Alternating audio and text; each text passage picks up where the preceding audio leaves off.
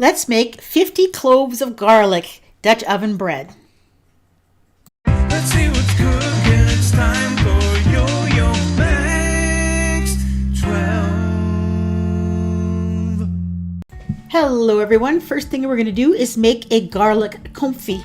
And that's basically just garlic that's going to be baked in olive oil. So 50 cloves of garlic in a 9-inch loaf pan. Then you're going to cover them with olive oil. It'll take about a cup or so, but I did measure. I just poured enough so that the cloves of garlic were submerged completely. And then I covered this with some aluminum foil. And then you're going to bake this at 300 degrees Fahrenheit until the garlic cloves are nice and soft and they've changed color. They become like a golden brown. Let them cool a little bit and then you're going to drain off that olive oil. Now there's your olive oil. That is going to have a delicious garlic flavor to it. Don't throw it out. You can use it for cooking other things.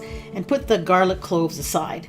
Now in this large bowl is 4 cups of bread flour. And I also put in a tablespoon of salt in there.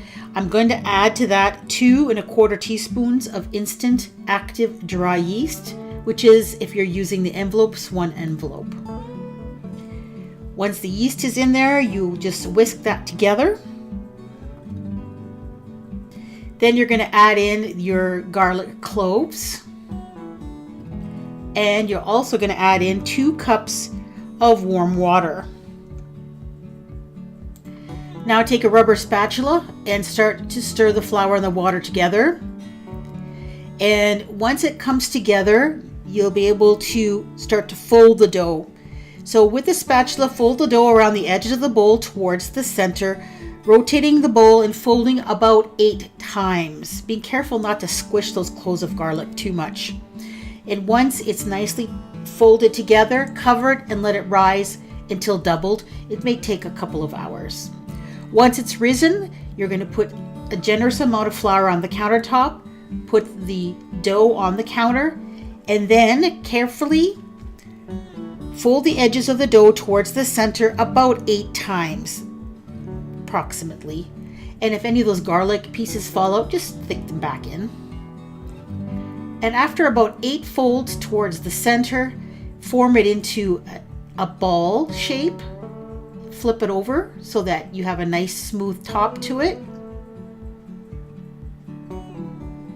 And then put it onto a piece of parchment paper.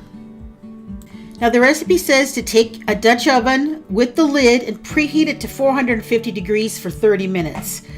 And then put your dough in there with the parchment paper. I didn't preheat my Dutch oven at all. I just put it in cold. I think they want you to preheat it so that you get a crispier bottom crust. I think that's the point of it. But mine turned out fine without the preheating of the Dutch oven. So you can do whatever you want when you make this. So I put the dough ball with the parchment in the Dutch oven, and then I use a sharp knife just to carve an X in the top of it, of the dough. Then you're going to put the lid on it, and you're going to bake it for 30 minutes at 450 degrees. After 30 minutes, remove the lid and put it back in the oven and bake it some more for another 25 minutes or so until it's a golden brown all over. And there it is. I'm going to remove it from the Dutch oven, and then I'm going to put it on a cooling rack and just let it cool for about an hour before it's ready to slice. And it just looks gorgeous, doesn't it?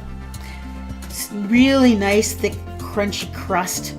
And the center of this bread is it's kind of dense like a baguette.